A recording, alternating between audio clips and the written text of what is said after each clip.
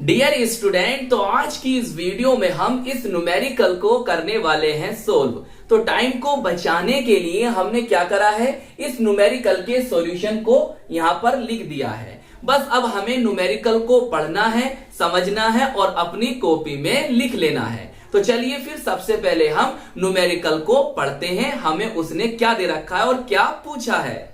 हमें दिया है सक्रियण ऊर्जा क्या है, 600 केल्विन ताप पर एथिल आयोडाइड के निम्नलिखित अभिक्रिया द्वारा अपघटन में प्रथम कोटि वेग स्थिरांक 1.60 इंटू 10⁻⁵ सेकंड इनवर्स या पर सेकंड, जैसा आप पढ़ना चाहो। इस अभिक्रिया की सक्रियण ऊर्जा 209 किलो जूल पर मोल है। 700 केल्विन ताप पर वेग स्थिरांक की गणना कीजिए। बच्चों ये रिएक्शन उसने दे रखी है हमें, और बच्चों याद रखो ये एनसीईआरटी का उदाहरण भी है। अब देखिए सक्रियण ऊर्जा तो आपने पढ़ रखी होगी, फिर भी आप केवल इतना याद रखें कि रासायनिक अभिक्रिया को संपन्न होने के लिए जो न्यूनतम ऊर्जा आवश्यक होती है उसे सक्रियण ऊर्जा, उसे एक्टिवेशन एनर्जी कहते हैं, और इसे EA से डिनोट करते हैं, प्रदर्शित करते हैं। तो चलिए फिर कॉपी और पेन निकाल लीजिए और सोल्व करते हैं आज के अपने इस प्यारे से न्यूमेरिकल को। तो बच्चों इस न्यूमेरिकल में जो जो वैल्यूज उसने हमें दे रखी हैं और हमें इससे क्या पूछा है, तो हमने उन सभी को यहां पर लिख दिया है। तो आप भी लिखेंगे ब्लू पेन से। तो बच्चों इतने टेम्परेचर पर इतना वेग स्थिरांक है, क्लियर। अब देखो उसने हमें एक्टिवेशन एनर्जी, सक्रियण ऊर्जा दे रखी है, काय में दे रखी है, किलो जूल में। तो हम किलो जूल को जूल में कन्वर्ट करेंगे। तो किलो जूल को जूल में कन्वर्ट करने के लिए हम 1000 से गुणा कर देंगे। तो हम 1000 को लिख सकते हैं 10⁻3। तो ये थी हमारी किलो जूल पर मोल में, अब आ जाएगी जूल पर मोल में। अच्छा, ऐसा क्यों करा है वो आप खुद समझ जाओगे, टेंशन नहीं लेने का। अब देखो 700 केल्विन टेम्परेचर पर ताप पर हमें वेग स्थिरांक की गणना करनी है, सही है। तो ये हो जाएगा आपका T2 कितना, 700 केल्विन, और ये हो जाएगा आपका K2 जो हमें ज्ञात करना है। बच्चों इस न्यूमेरिकल में हमें R की वैल्यू भी जरूरत पड़ेगी। तो R की वैल्यू हम लेंगे joule mole inverse kelvin inverse, या पढ़ सकते हो जूल पर मोल पर केल्विन में। तो इसीलिए हमने इस वैल्यू को जूल में कन्वर्ट करा था, सही। तो याद रखना वैल्यू, देखो उसने आपको ये वैल्यू दी नहीं है उसने, लेकिन इस न्यूमेरिकल में ये वैल्यू की आवश्यकता पड़ेगी। देखो यहां पड़ेगी आपको वैल्यू आवश्यकता, इसलिए आपको ये वैल्यू याद होनी चाहिए आर की।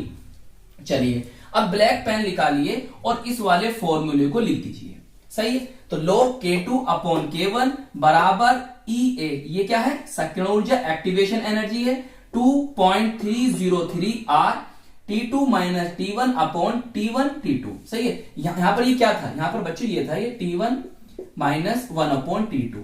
तो जब हम इसका एलसीएम लेंगे तो नीचे आ जाएगा T1 T2 और ऊपर चला जाएगा ये T2 माइनस T1, सही है।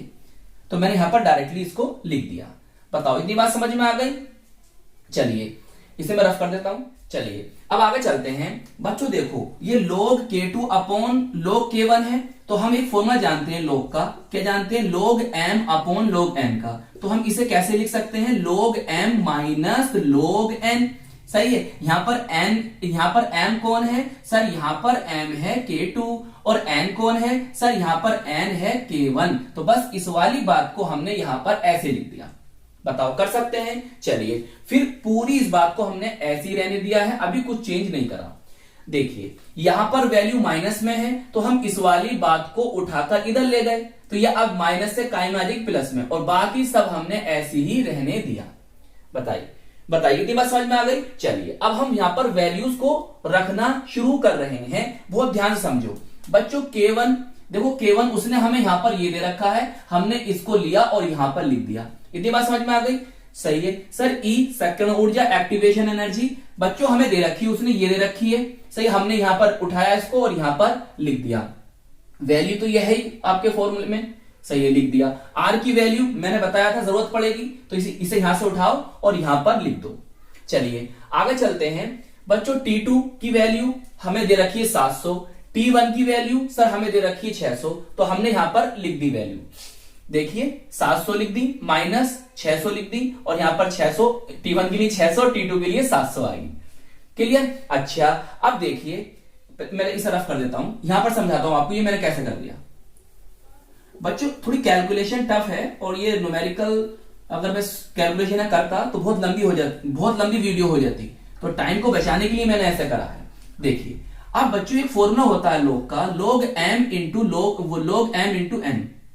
तो हम इसे कैसे लिख सकते हैं? देखिए बच्चों हम इसे लिख सकते हैं log m plus log n।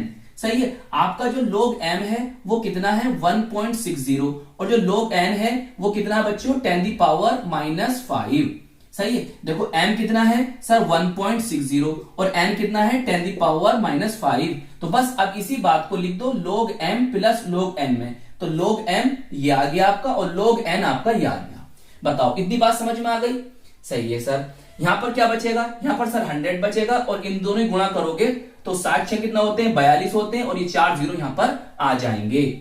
बताओ इतनी बात समझ में आ गई? अच्छा बच्चों log 1.6 की वैल्यू या तो वो आपको टेबल देगा या फिर आपको वो लिख कर देगा। सही है, आप इसकी वैल्यू रटी नहीं जा सकती, या तो वो आपको टेबल देगा या फिर वो आपको इस न्यूमेरिकल में लिख कर देगा। तो इसकी वैल्यू बच्चों होती है इतनी, हमने यहां पर लिख दी। अच्छा इस वाली बात को समझो, मैं यहां से रफ कर दूं पहले फिर समझाता हूं। देखिए बच्चों log 10⁻⁻5 है तो ये बच्चों पावर में है ना, ये आगे आ जाएगा तो -5 लेकर आएगा, माइनस लेकर आएगा तो -5 हो जाएगा आगे और यहां बचेगा log 10। और log 10 की वैल्यू कितनी होती है 1 होती है, तो log 10 की वैल्यू कितनी होती है 1 होती है, तो इसकी इससे गुणा करोगे तो -5 ही तो बचेगा। तो बस इसलिए यहां पर हमने क्या लिख दिया -5। बताओ इतनी बात समझ में आ गई? बच्चों ये कैलकुलेशन बहुत ज्यादा टफ है, आप खुद से ट्राई करना, अगर मैं यहां करने लगा तो बहुत लंबी वीडियो जाएगी भाई। तो इसलिए देखो इसकी जब बच्चों आप कैलकुलेशन करोगे ना तो इतना वैल्यू बनेगी। सही है 2.599। अब देखिए आप इस क्वेश्चन को, इस न्यूमेरिकल को अवॉइड भी नहीं कर सकते हो, बच भी नहीं सकते हो। 2024 में पूछा गया न्यूमेरिकल भाई, 2024 में पूछा गया है। और इसी तरह का एक न्यूमेरिकल और पूछा गया था, वो भी एनसीईआरटी का था, उसे तो मैं सोल्व करा चुका हूं, प्ले लिस्ट में आपको मिल जाएगा वो। सही है, तो भैया इस तरह के न्यूमेरिकल अब पूछे जा रहे हैं एनसीईआरटी से, बहुत न्यूमेरिकल पूछे जा रहे हैं, क्वेश्चन पूछे जा रहे हैं, न्यूमेरिकल पूछे जा रहे हैं, रिएक्शन तक पूछी जा रही है एनसीईआरटी से। तो अब आप बचकर नहीं भाग सकते हो इन जैसे न्यूमेरिकल से और भैया रिएक्शन से भी। तो इसलिए आप हमारे चैनल की प्ले लिस्ट जरूर विजिट करें, वहां पर हम जो लास्ट ईयर में प्रीवियस ईयर में अनसोल्ड पेपर में जो रिएक्शंस पूछी गई हैं, जो न्यूमेरिकल्स पूछे गए हैं, जो इंपॉर्टेंट क्वेश्चंस हैं उनको सोल्व करा रहे हैं। तो मैं आपको यही एडवाइस दूंगा बच्चों, आप हमारे चैनल की प्ले लिस्ट एक बार जरूर विजिट करें।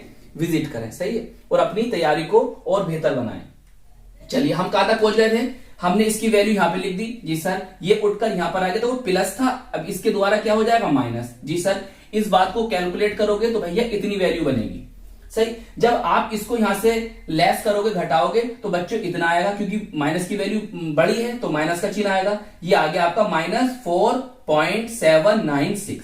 क्लियर? ये तो आप ऐसे रहने दो, यहां पे ले आओ। अब देखो यहां पर जब आगे आप कैलकुलेट करोगे बच्चों तो आपकी जो log K2 चल रहा ना सर, तो यहां पे लिख लेना बच्चों log K2 log K2 log K2 log K2। सही है, तो मैंने यहां पर डायरेक्ट लिख दिया log K2 आपके इतना बनेगा। अब हम आगे क्या सोल्व करेंगे, देखो बच्चों आपको log और एंटी log की वैल्यू टेबल से हम कैसे निकालते हैं ये आना चाहिए। अगर अभी तक आपने नहीं सीखी है तो बच्चों सीख लो, अभी भी टाइम है एग्जाम, हालांकि कम टाइम है एग्जाम में, लेकिन फिर भी काफी टाइम है कि आप log और एंटी log की वैल्यू तो सीख ही सकते हो। समझ गए? उसने आपको लिख कर दी तो कोई बात नहीं है, और उसने अगर आपको टेबल समझा दी, वो आती ना एनसीईआरटी के पीछे आप देखो टेबल बनी हुई होती है log और एंटी log की, वो उसमें कैसे वैल्यू देखते हैं, तो ये आप जरूर सीख लो। समझ गए? चलिए अब हम क्या करेंगे बच्चों, हम इसे आगे सोल्व ऐसे करेंगे कि हम दोनों पक्षों में क्या ले लेंगे, एंटी log ले लेंगे। सही है, जब हमने दोनों पक्षों में देखो यहां पर एंटी log ले लिया तो इस log से एंटी log क्या होगा, कैंसिल हो जाएगा, तो हमारी वैल्यू यहां से K2 आ गई। सही है, जब आप एंटी log वाली टेबल में इसकी वैल्यू देखोगे तो इसकी वैल्यू बच्चों इतनी आती है 0.00636 पर सेकंड या सेकंड इनवर्स जैसा आप बोलते हो। अब मेरी इस वाली बात को समझो, ये मैं आपको समझाना चाह रहा हूं। देखो भाई 0.0636, अच्छा साइंटिफिक नोटेशन अगर आपने पढ़ा होगा ना फर्स्ट ईयर में, तो इस बात को आप सोल्व कर सकते हैं। देखो भाई ये आपका डेसिमल है, दशमलव है, और इस दशमलव को मैं यहां पर लेके जाना चाह रहा हूं, इधर राइट हैंड साइड पर। तो मैं जितने डिजिट जंप करूंगा, जितने अंक जंप करूंगा, सही है, इस दशमलव को लेकर मैं जितने अंक जंप कर रहा हूं उतनी पावर जाएगी माइनस में, सही है। तो ये बनेगा 6.36, 6.36, 1 2 3, तो 10 दी पावर आ जाएगी -3। देखो आ गई -3, तो K2 हो गया भैया आपका इतना। तो इतने टेम्परेचर पर जो K2 होगा, वेग स्थिरांक होगा, वो भैया आपका होगा 6.36 इंटू 10 दी पावर -3 पर सेकेंड। बताओ समझ में आई कैलकुलेशन? तो बच्चों समझ में आया न्यूमेरिकल? तो आई होप ये न्यूमेरिकल आपको अच्छी तरह से समझ में आ गया होगा। अपना ख्याल रखिएगा, अपने परिवार वालों का ख्याल रखिएगा, माता पिता की सेवा करते रहिएगा और खूब मेहनत से पढ़ाई करते रहिएगा। हम मिलेंगे आपको इसकी नेक्स्ट वीडियो में। जय हिंद, जय भारत।